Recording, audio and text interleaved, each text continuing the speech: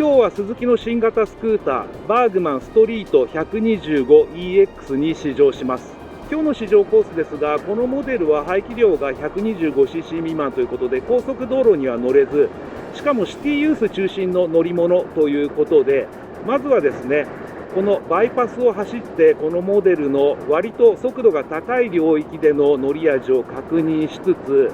煩雑な交通の市街地を走り、そして最後に峠道を走り、このモデルのエンジンのパワーやハンドリングなどを確認してみたいと思います。それでは今回試乗したスズキバーグマンストリート 125EX の外観、スペック、装備などをざっと確認していきましょう。全長は 1905mm、全幅は 700mm、全高は 1140mm、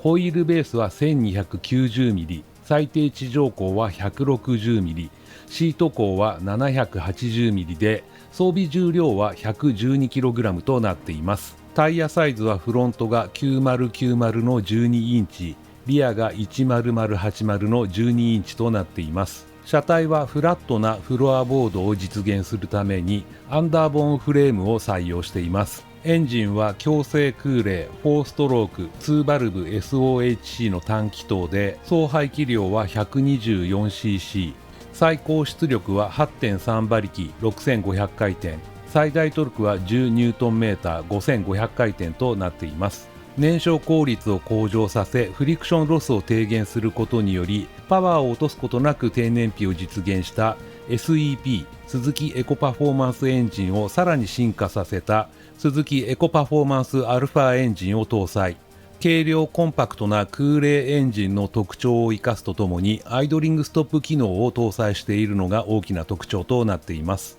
アイドリングストップ機能自体が細かく制御されている上に、ワンプッシュでエンジンを始動可能なスズキイージースタートシステムやキックでのエンジン始動を可能としています。フロントサスペンションは整列タイプのテレスコピックフロントフォーク、リアはスクーターとしては一般的なユニットスイング式を採用しています。フロントブレーキは日清製の片押しタイプワンポットキャリパーと 190mm のローターを持つシングルディスクブレーキ、リアは 130mm 系機械式リーディングトレーリングのドラムブレーキを採用しています。コスト増、ひいては販売価格の上昇につながる ABS の採用は見送り、コンバインドブレーキシステム、つまり前後連動ブレーキを採用しています。このモデルでは左側のブレーキレバーを引くと、リアブレーキだけではなくフロントブレーキにも制動力が発生する仕組みとなっています。乗り降りしやすいフラットなフロアボードを持ち、足元が広々とした乗車感がこのモデルの大きな特徴となっています。大きめのボディサイズを反映し、シートも大型のものを採用しています。座り心地も良好で、赤のステッチがアクセントとして加えられており、高級感もあるシートと言えるでしょう。ダンパーはありませんが、シートを全開にしてもギリギリでハンドルに当たることはありませんでした。シート下のラゲッジスペースの容量は 21.5 リットル。形状もシンプルで使いやすいのですが、残念ながら収納できるヘルメットはかなり限られそうだという印象です。シート下には約 10kg の積載を許容しているほか、ヒンジの左右にそれぞれヘルメットホルダーを装備しています。給油口はシート下にあり、燃料タンクの容量は 5.5 リットルとなっています。運転席からの眺めはご覧の通りとなっています。比較的シンプルなスクーターなので、スイッチボックス周りもオーソドックスなタイプを採用。右手スイッチボックスにはアイドリングストップ機能のオンオフスイッチを兼ねたスタータースイッチがあります。イグニッションキーはシャッター付きで、運転席から見て右側には蓋なし、左側には蓋ありの小物入れが用意されています。また蓋付き小物入れの中には USB タイプの電源ソケットがあり、スマートフォンの充電などができるようになっています。カバンやコンビニ袋を下げられるフックはハンドル下とシート下にそれぞれ1つずつ装備しています。メーターパネルはシンプルながらも見やすいフル液晶タイプを採用。小ぶりなウィンドスクリーンや大型のリアキャリア、センタースタンドなどは標準装備となっています。透過器類はコストをかけエレガントなデザインが与えられたという印象で、ウインカーバルブ以外は LED となっています。それではバイパスに合流します。私もその点はノーマークだったのですが、このエンジンはスロットルを大きく開けても一般的なスクーターのようにエンジンの回転数が先に上がってしまって後から速度がついてくるという傾向はかなり低め。こういうエンジンというのは乗っているとその実際の加速とライダーの気持ちとの間に差が少ないので高級感があるなという気がします。また闇雲にエンジンの回転数が上がらないので、そういう観点からするとこういうキャラクターというのは燃費にも大きく貢献するのではないかなと思います。タコメーターはついていないのでエンジンの回転数はイメージするしかないのですが、こういうところを巡航しているとおそらくですけどもエンジンの回転数が相当低いのではないかなという走行フィーリングです。一旦降りてまたバイパス本線に合流したいと思います。今度はちょっとスロットルを大きく開けてみます。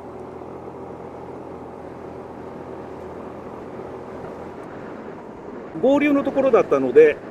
そこそこの上り坂だったのですが、そういったところの加速フィーリングも必要にして十分といった印象です。スペック上の数値からするともしかしたらやや控えめかなと感じる方もいるかもしれませんが、実際にはボディの重量はそれほど重くはない。私としてはこの車格としては結構軽いのではないかと思いますが、そういった感じのボディとの組み合わせなのでエンジンのその出力というかトルク、それに不足は全く感じませんでした。その一方で今ちょうど60キロ弱で走行していますが、この状態でまだ右手のスロットルには余裕があって、その分をパカッと全部開けてみてもその60キロ以上のところでさらに元気よく加速していくパワーの余力があるかというとそこまでではないと。速くてスポーティーなスクーターを望んでいるという向きにはこのエンジンというのはやや非力感というかちょっと退屈なところがあると感じるかもしれません。ただこういうまっすぐな直線をゆったりと流している時のエンジンのフィーリングというのはなかなか上質で、ここは路面状況がいいのですが、こういうエリアだと本当に路面を滑るように走る。そしてまたバイパスを降りて合流するところなんですが、スロットルをフルスロットルまで開けてみます。この音聞こえますかね。わかりますよね、この音。ゴロゴロゴロっていうね、吸気音なのかメカノイズなのかちょっと判別がつきませんけれども、音は聞こえるんですけれどもなかなか上質な音で、この点もよくできているなと思います。このような走行条件における車体のフィーリングとしては、まず直進の安定性はかなり優れていると思います。ボディが大柄なのでそれに伴ってホイールベースもそれなりに長い。それがこの優秀な直進安定性に貢献しているのではないかと思います。今日も少し風が吹いているのですが、多少風が強い日に走ったとしても不安感を覚えるということはまずないのではないかと思います。こういったバイパスによくあるなだらかなカーブ、もうすぐ差し掛かりますけれども、こういったところをですね、やんわりと車体を曲げていく、そういった時のフィーリングも車体は非常に落ち着いていて良いと思います。またこのような走行中の車体の剛性感に関しては私は標準的かなと思います。それほどカチカチに硬いというわけでもなく、全体的にですねある程度フレームはしなっているかなという印象です。その一方で前後の足回りですが、これはこのモデルに限らず近年の多くのスクーターがそういう風になっていますが、前後ともにサスペンションのフィーリングというのはバネ感が強く、あまり動きは良くないというか、どちらかというとあえてその車輪の動きを規制しているようなフィーリングがあります。こういったスクーターというのは様々な地域に輸出されるので、そういったですね、各国の道路事情であったりとか、使用状況、そういったものに対応させなくてはいけない。そういった事情もあって、こういうふうになっているのだと思いますが、繰り返しとなりますが、このモデルだけではないですけれども、個人的には日本で乗る場合は、もうちょっと前後の足回りは動いてくれた方が乗り心地もよく良いのではないかと思います。ただ、先ほども言った通りの前後のサスペンションの様子なので、走っている時のフィーリングというのは意外とシャキッとしてるんですよね。ちょっとこのように車線変更してみますが、エンジンとしてはどちらかというとスポーティーさよりもラグジュアリー感を追求したものだと私は感じていますが、その割に先ほど言った前後の結構シャキッとした足回りが組み合わされているので、車線変更などは意外とスポーティーにスパッと決まるといった感じです。一番驚いたのはこの足元の広さです。何度もコメントしていますが、私は身長179センチ、その私がシートの一番後ろ、できるだけ腰を引いて後ろに座るとこんな感じで足を完全に、今膝がもう完全に伸びきってるんですけども、ここまで足を伸ばすことができるんですよね。もちろんステップの一番上のところに足を置く必要はありますが、私は 125cc クラスでこんなに足元が広いスクーターというのは他にないのではないかと思うぐらい足元は広々しています。例えば市街地走行ではそのままこのフロアボードに足を平らに置いて、ちょうどつま先の部分がこのステップの立ち上がっているところに触れるような感じで乗ったり、もしくはですね、少し前に足を置いてかかとがフロアボードに触れているというような状況で乗られる方が多いと思いますが、状況によってはですね、もうちょっと足を上に上げて、このステップボードが一番立ち上がっているところに足を置くと、こんな感じで足も伸ばせるし、車体のホールド感を増すこともできるということで、様々な乗り方が想定されますけれども、その中でもですね、このモデルの足元の広さは注目に値するのではないかと思います。冒頭にコメントした通り、このモデルのボディというのはかなりこのクラスとしては大柄にできていて、その関係もあってシートを広めに作ることができたんだと思います。シートのですね、着座位置の前後の自由度も十分に取られていて、タンデムシートも広々としているといった感じなので、先ほど前後の足回りに関してはやや固めだなと、バネ感が強いなと言いましたけれども、乗り心地は決して悪くない。で、おそらくですね、この乗り心地の良さに関しては、途中でコメントしたホイールベースの長さとこの大きなシート、これが大きく貢献しているのではないかと思います。このように速度域の高いところではちょっと効くかなと期待していたんですが、このウィンドスクリーンですね、高さ的にはほぼメーターバイザーと言ってもいいと思いますけれども、このウィンドプロテクション効果はほぼないと言って良いと思います。今私はだいたい制限速度前後で走っていますけれども、そうですね、ライダーのもうお腹の上あたり、胸にはもう走行風がダイレクトに当たっているという感じなので、このウィンドスクリーンのプロテクション効果に関してはあまり期待しない方が良いと思います。あと、スクーターの時はいつもコメントしていますが、このモデルにもやはりユニットスイング式特有の、特にリアのバネ下重量の重さによるドタバタ感というのはあるような気がします。このリアのドタバタ感というのはバネ下の重さだけではなく、スクーター特有のその小径ホイールを採用しているので、やはりギャップを乗り越えた時には強いショックをライダーに伝えざるを得ないというところもあり、そういう点では不利な面も多々あるわけですけれども、ただこうして乗っていると、その割にはですね、そのリアのドタバタ感というのはこういった路面状況のいいところにおいてはうまく抑えられているのかなという気もしています。総じてこういったバイパス道路などの巡行はこのモデルは快適だと感じます。それでは煩雑な街中を走ってみたいと思います。街中というか市街地ですね。このモデルはアイドリングストップ機能を搭載しているんですけれども、一瞬の停止ぐらいではアイドリングストップが働かないようにチューニングされているみたいですね。アイドリングストップ機能というのは燃費向上や環境性能の向上に大きく貢献するものではありますけれども、こういったね、街中というか市街地であまりに頻繁にアイドリングストップ機能が働いてしまうと、バッテリーにも負担がかかるということでそうなっているんだと思います。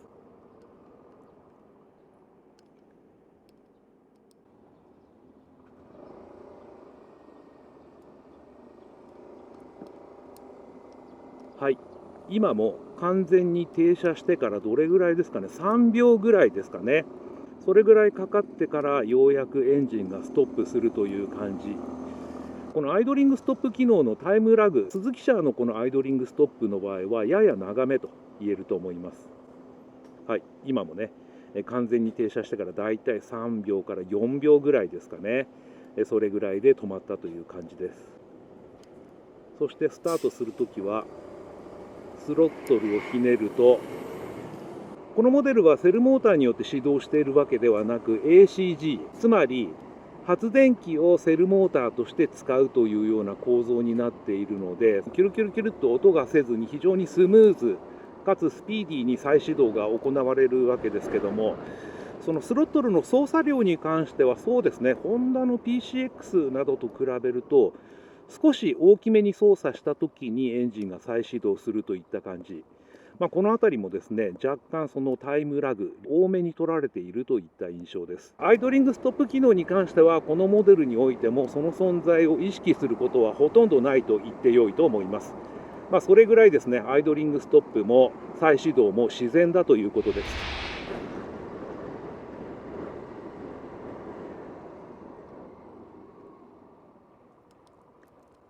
はい、今、信号のタイミングが結構ギリギリだったんで、主に左側のレバー、前後連動ブレーキだけを使って止まってみたのですが、レバーを引き込んでから、レバーの奥の方で強く効き始めるという感じですね。次の信号も赤なので、ちょっと試してみますが、はい、結構強めに前後連動しているという感じですね。今、フロントフォークが沈むのが分かったぐらいです。でもやっぱり強めにかかり始める、ブレーキが効き始めるポイントは、レバーを手前の方まで引き込んでからといった印象です。バイパスでコメントした通り、このエンジンというのは、エンジンの回転数だけは先に上がってしまうという傾向は、相当抑えられているので、パワーはそれほどでもないんですけれども、走りに余裕が感じられるといった、そんな感じもありますね。あえて言うのであれば、ライダーをせかさないエンジンのキャラクターとでも言うのでしょうか。今度フロントブレーキだけで止まってみます。はい。もちろんフロントブレーキだけでも十分に止まれるわけですけれども、フィーリングとしてはこの左側のレバー、前後連動ブレーキを使った方がいいような気がしますね。ただメーカーとしてはあくまでも前後連動ブレーキは制動を補助するためのデバイスなので、基本的には左右のレバーを使ってくれというふうに書いてあります。話が前後しますが、アイドリングストップ機能についてはそれがトラブルの元にならないように細かな制御が加えられています。まずですね、アイドリングストップ機能が働くにはエンジンの温度が十分に上がって再始動しやすい状態でその機能が働くということになっています。次にですね、一旦は速度が10キロ以上まで上がることが条件とされています。これはおそらくですね、本当に速度が上がらないのノロノロ運転の渋滞路などでアイドリングストップ機能が頻繁に働くと、これもまたバッテリーの負担などにつながる、そういう配慮からではないかと思います。またキックで始動したときは、たとえアイドリングストップ機能のボタンがオンの状態であっても、アイドリングストップ機能はキャンセルされるということです。これもですね、キックでスタートするということは、バッテリーが弱った状態でどうしても運転せざるを得ない、そういった状況でアイドリングストップ機能が働いてしまうと走行できなくなる可能性が高いということで、そういった制御が加えられているのだと思います。このあたりもいかにもきめ細やかで鈴木らしいポイントだなと思います。また今話が出ましたが、仮にバッテリーが弱ってしまった状態でも何とかして運転しなくてはいけない、例えば通勤であったりとか通学であったりとか、そういった状況を想定してキックでエンジンを始動できるようになっているというのもこのモデルの良いポイントだと思います。ですのでこのアイドリングストップ機能についてはこの右手側のスイッチでオフにすることもできますが、これだけきめ細かな制御が加えられていればオフにする必要性はほぼないのではないかと思います。今日の試乗の前に燃料タンクを満タンにして、それから燃費を計測しているのですが、ここまでバイパスを何往復かして、あとこのようにね、アイドリングストップ機能を使いながら市街地をそこそこ走ってきましたが、燃費は今57.7 キロ走りますね。リッター60キロ弱といったところでしょうか。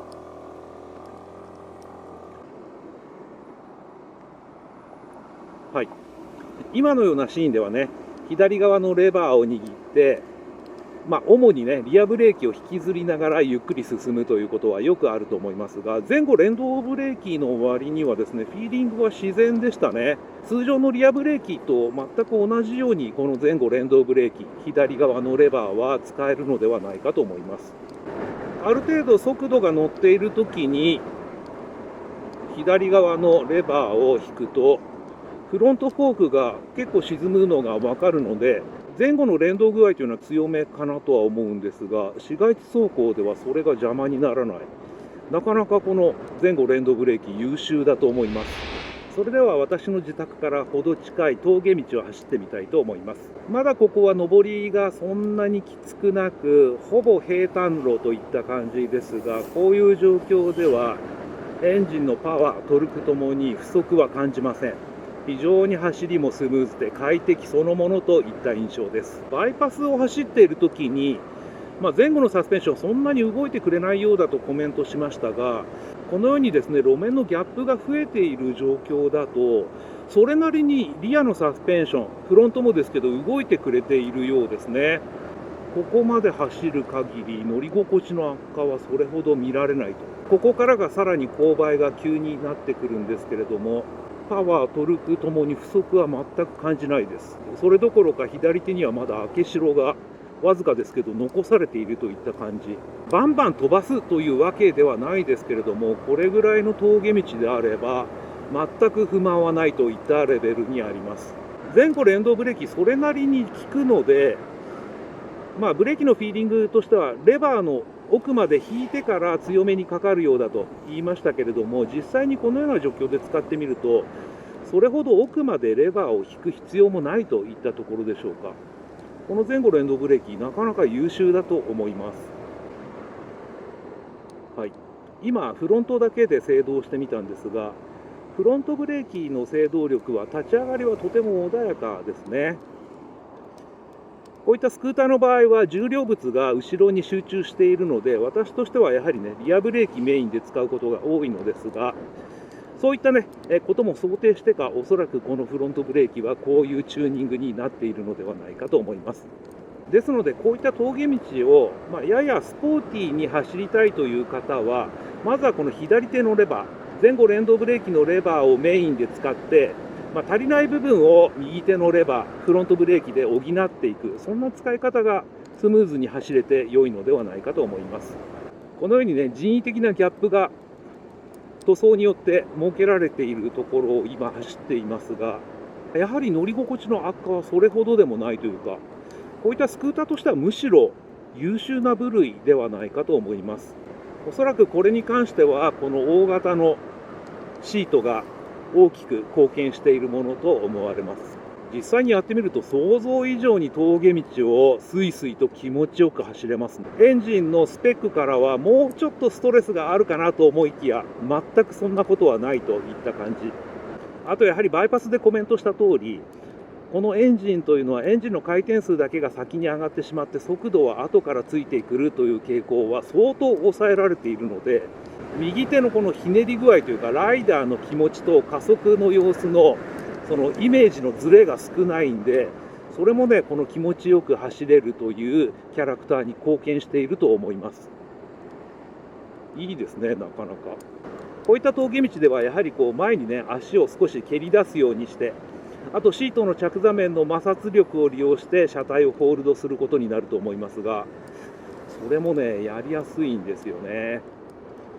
足を一番上まで、ここまで出すと足が伸びきってしまうんですが、ちょうどかかとがフロアボードに触れている状態ではこう踏ん張りも効くんで、そういった車体のホールドも有効に働くといった感じです。ここはね、いきなり勾配きつくなっているんですが、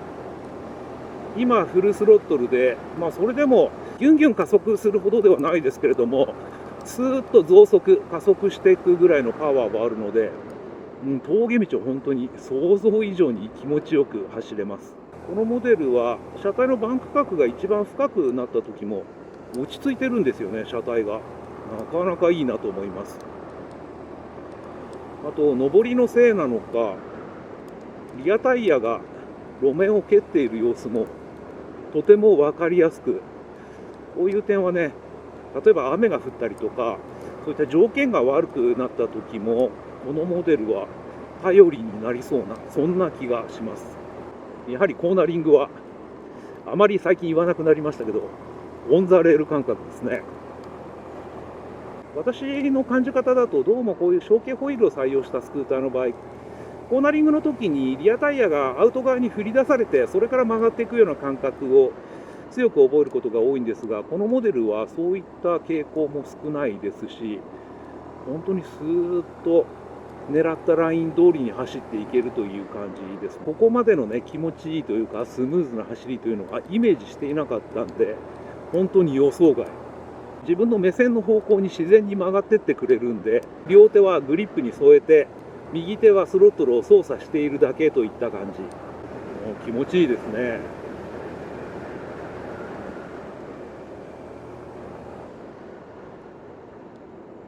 今もブレーキ使おうかどうしようか迷ったんですけど、必要なかったですね。峠道に入って少しエンジンが回ったせいか、今トータル、今日走り始めてからのトータルの燃費、リッター 54.9 キロ、先ほどよりね少し落ちましたけど、やはりね50キロ以上、55キロぐらい走ってますから優秀ですよね。経済性も優れているのではないかと思います。もうそろそろ試乗も終わりなのでまとめておくと、このモデルのやはりいいところは、このジェントルなエンジンと、そしてこの広々とした足元、これによってですね、走り全体がなかなかゴージャスといった感じです。あと乗り心地もいいですし、これであれば街中、場合によってはツーリングに連れ出しても相当楽しく乗れるのではないかと思います。またアイドリングストップ機能必要ないという方もいるかもしれませんけれども、これは繰り返し言っておきますが、基本的には走行中にその存在を意識することはないというぐらいよくできていると思います。あとこのモデルのちょっと気になったところですが、まずですね、シート下のラゲッジスペースがちょっと狭いというか、もっと正確に言うとですね、高さが足りないんですよね。ものによってはヘルメットが入るらしいんですけれども、オープンフェイスヘルメットを5、6個入れて試してみたのですが、私の手持ちではこのシート下に格納できるオープンフェイスジェットタイプのヘルメットは一つもありませんでした。このラゲッジスペースの高さが取られていないというのは、走行中ずっとそれは関連してくる部分なので、スズキとしてはシート高を低くしたかったのではないかと思います。ヘルメットが格納できる云々というのはもう止まっている状態の話なので、トップケースをつければ解決すること、それよりもずっと時間が長い走行中のその足つき性であったりとか、使い勝手の良さを重視してスズキとしてはこのような設計にしたのではないかと思います。あともう一つ気になるところとしては、リアブレーキに関しては前後連動でありつつもドラムブレーキを採用しています。私はこれまで何度もコメントしてきている通り、ドラムブレーキにそれほどネガな印象を持ってないのでこれでも構わないのですが、せっかくねリアがドラムブレーキなのであれば、ホイールロック、パーキングブレーキの機能として左側のレバーを固定する簡単な仕組みで良いので、パーキングブレーキ的な機能が盛り込まれれば良いのかなと思ったんですが、よくよく考えてみると前後連動で、フロントはね油圧式のディスクブレーキということでそれもできなかったんでしょうね。このモデルはねボディがちょっと大柄なんで、私としてはそのリアのホイールロック、パーキングブレーキ的な機能というのはそれなりに必要性を増していると思うんですが、それが搭載されていないというのは、やや残念なところではあったかなと思います。それ以外に関してはデザインや実際のその乗り心地もゴージャスで快適ですし、お値段もそんなに高くはないということで、全体的にはこのスズキバーグマンストリート 125EX、よくできたスクーターだなと思いました。